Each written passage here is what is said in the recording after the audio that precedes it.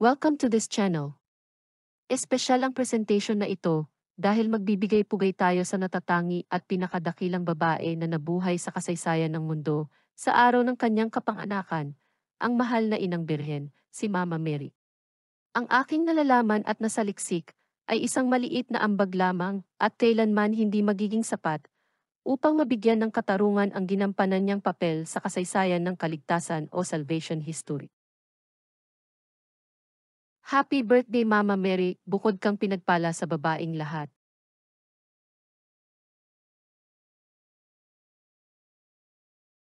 Ayon sa isang Marian priest, si Mama Mary ay obedient daughter of God the Father, Virgin Mother of God the Son, at mystical spouse of the Holy Spirit. Isa sa pinakamagandang humili na narinig ko ay tungkol sa Annunciation. Ang sabi ng pari sa fiat ni Mama Mary, tumigil ang lahat, parang nag-freeze dahil hinihintay ang kanyang sagot. Oo nga naman, kahit na siya ay pinagpala sa babaeng lahat, nirerespeto pa rin ng Diyos ang kanyang kalayaang magdesisyon kung tatanggapin o hindi ang mabuting balita na siya ay magiging ina ng anak ng Diyos. Paano tatanggapin ng kanyang murang isip ang lahat ng ito? Napaisip din ako at nagkaroon ng katanungan sa aking sarili. Paano kung hindi tinanggap ni Mama Mary? May iba kaya ang salvation history? Si Mama Mary na ang pinagpala sa babaeng lahat, meron kayang pwedeng pumalit pa sa kanya. Ang sabi ng Diyos, "For my thoughts are not your thoughts, nor are your ways my ways." Isaiah chapter 55, verse 8.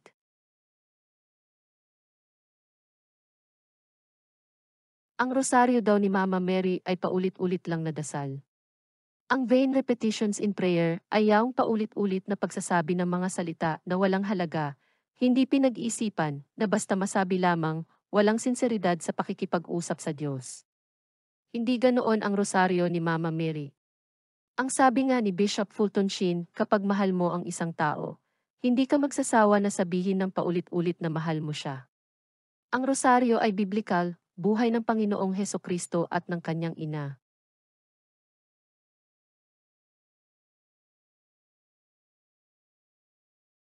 Ang bawat misteryo ng rosaryo ay matatagpuan sa Biblia.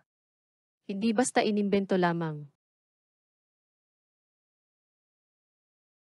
Si Mama Mary lang ang ordinaryo, subalit natatanging tao, na matiyagang hinintay ng isang anghel ang kanyang sagot, kung pumapayag ba siyang maging ina ng Diyos. Sa espesyal na araw na ito, ang pagkakamali ni Eva ay itinuwid at pinatawad ng kadalisayan ng Birheng Maria. Tunay na ikaw ay kaaya-aya at pinaboran sa lahat ng kababaihan, na kung saan si Eva ay nagdala ng sumpa, nagdala ka naman ng isang pagpapala.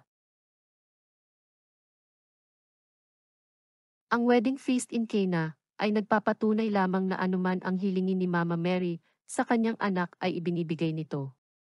Kahit hindi pa niya oras para tuparin ang plano ng mahal na ama, hindi niya nahindian ang kahilingan ng kanyang ina. Do whatever he tells you. Ito ay isang konsepto na magdadala sa ating pag-unawa na ang lahat ng mga dasal natin kay Mama Mary ay dinadala niya sa kanyang anak. Kung mahal natin siya bilang ina, ang pagmamahal na iyon ay hindi naiiwan o natatapos sa kanya. Lahat iyon ay papunta sa mahal na Panginoong Hesukristo. She's always pointing us to our Lord Jesus. Si Elizabeth ay puspos ng banal na espiritu nang sabihin niyang paano nangyari na ang ina ng aking Panginoon ay pumunta sa akin. Kung ikaw ay walang pagpapala na makita mo ang isang bagay sa mataas na level ng pag-unawa, mataas kaysa sa karaniwan, hindi mo masasabi ang mga pananalitang iyan sa kapwa-tao mo rin. Ang interpretasyon sa pag-aaral, tinawag na woman o babae ng Panginoong Hesukristo ang kanyang ina hindi dahil sa wala siyang respeto dito, kundi para ipaunawa sa mundo ang kahalagahan ni Mama Mary sa kasaysayan ng kaligtasan o salvation history. Ipinahiwatig niya na ang kanyang ina ay ang babae sa Genesis, who will crush the serpent's head. Siya rin ang babae sa Revelation na simbolo ng isang reyna, sa Galatians na ipanganganak ng isang babae ang anak ng Diyos. Siya rin ang babaeng ipinagkatiwala niya sa kanyang minamahal na disipulo, na simbolo ng pagbibigay niya sa ating lahat ng kanyang ina upang maging ina rin natin. Ang role ng kanyang ina sa kasaysayan ay higit pa sa pagiging biological mother nito sa kanya.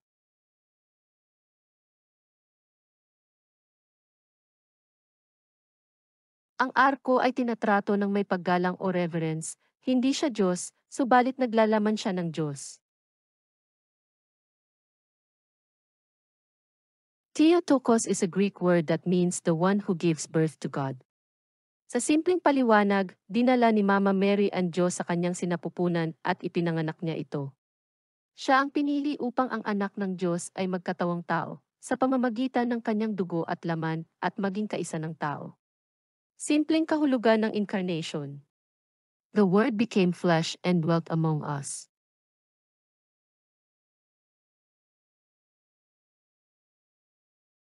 Sa muling pagkabuhay ng Panginoong Hesukristo, ang banal na kasulatan ay sinasabing kay Mary Magdalene siya unang nagpakita. Subalit maraming mga theologians at mga santo tulad ni na Saint Ignatius of Loyola, Saint Vincent Ferrer, Saint Bridget of Sweden, Saint Albert the Great, Saint Teresa of Avila, Saint Pope John Paul II, at marami pa, ang naniniwala at humahawak sa tradisyon na ang Panginoong Hesukristo pagkatapos niyang mabuhay na magmuli ay sa kanyang ina muna siya unang nagpakita. It makes sense at tamang lohika lamang. Natural lamang na ang kanyang ina ang una niyang bibigyan ng pagpupugay at pagpapahalaga sa mundo. Ang kanyang ina ay nandoon mula nang siya ay ipinanganak, hanggang siya ay mamatay at hindi siya iniwan.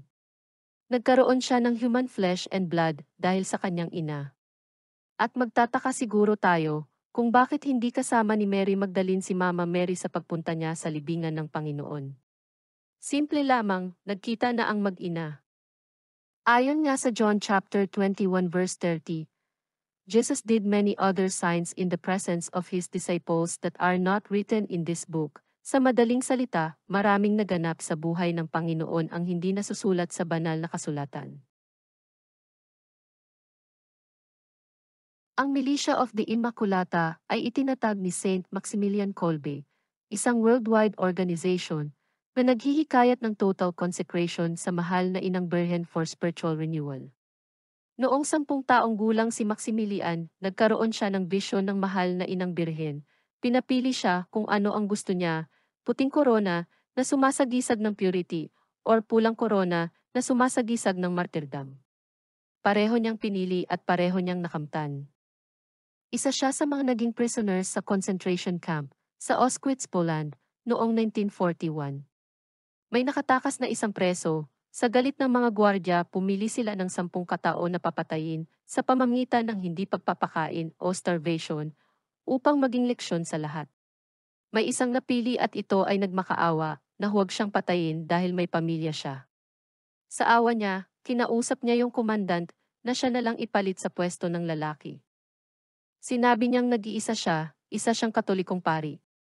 Hindi siya namatay sa starvation, walang pagkain at tubig sa loob ng 2 linggo, kaya tinurukan siya ng lethal injection. Nabuhay hanggang sa katandaan ang lalaking kanyang sinagip, na isa sa buhay na witness sa sakripisyong ginawa ng pari. Nandoon siya sa canonization ni Saint Maximilian Kolbe.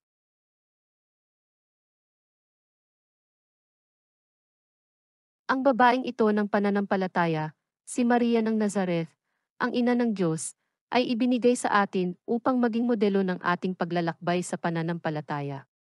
Mula kay Maria, natuto tayong sumuko sa kalooban ng Diyos sa lahat ng bagay.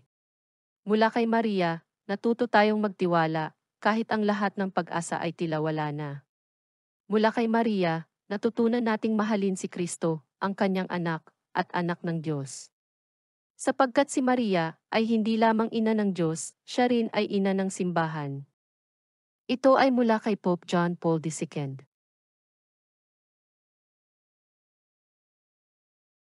Totus tuus, I am totally yours. Ako ay ganap na sa iyo, at lahat ng mayroon ako ay sa iyo. Dadalhin kita sa kabuuan ng pagkatao ko. O Maria, ibigay mo sa akin ang iyong puso. Ito ang naging motto ni Pope John Paul II. Sa kabuuan ng kanyang pontificate, hiniram niya ito sa True Devotion to Mary ni Saint Louis de Montfort. Ayon sa kanya, Naunawaan niya na hindi niya maibubukod ang ina ng Panginoon sa kanyang buhay na hindi niya pinababayaan ang kalooban ng Diyos. Nang muntik na siyang ma-assassinate, noong May 13, 1981, Feast Day of Our Lady of Fatima, napatunayan ni Pope John Paul II na siya ay pinoprotektahan ni Mama Mary. Fatal ang kanyang mga gunshots, pero walang vital organs ang na-damage. Ang sabi ng mga doctors, isang bala ang himalang lumihis. Ang sabi ng papa nang siya ay mabaril, alam niyang maliligtas siya. Naramdaman niya ang presensya ni Mama Mary. Isang kamay ang nagpaputok, at isang kamay naman ang gumabay para lumihis ang bala sa target. Makalipas ang isang taon, pumunta siya sa Fatima at inilagay niya yaong bala sa korona ng mahal na berhen, bilang pasasalamat sa pagmamahal at gabay nito sa kanya.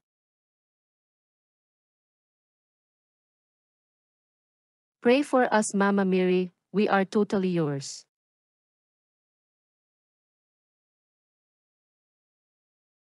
Ayon sa isang refleksyon na aking napakinggan sa pagkamatay ng Panginoon, ang mahal na inang birhen ay namatay din ng paulit-ulit, hindi man pisikal, kundi sa pighati, sa pagtangis at pagdurusa. Maraming beses na ibinaon ang punyal sa kanyang puso, sa mga nasaksihan niya, sa mga pinagdaan ng paghihirap ng kanyang anak.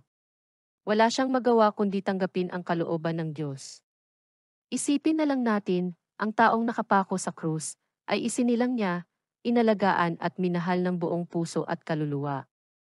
Ito ay kanyang dugo at laman, sa loob ng 33 taon ay kasakasama niya sa buhay. Minahal niya ang mga kaibigan nito, at itinuring niya rin kanyang mga anak, wala siyang magawa kundi tumangis na lamang. Ayon sa tradisyon, ilang beses na hinimatay ang mahal na ina sa paanan ng krus. Ayon din sa tradisyon, si Mama Mary ang nagsimula ng Station of the Cross, dahil sa pagdadalamhati at pangungulila niya sa anak, paulit-ulit niyang binabalik-balikan ang mga lugar na naging bahagi ng buhay at kamatayan ng kanyang anak.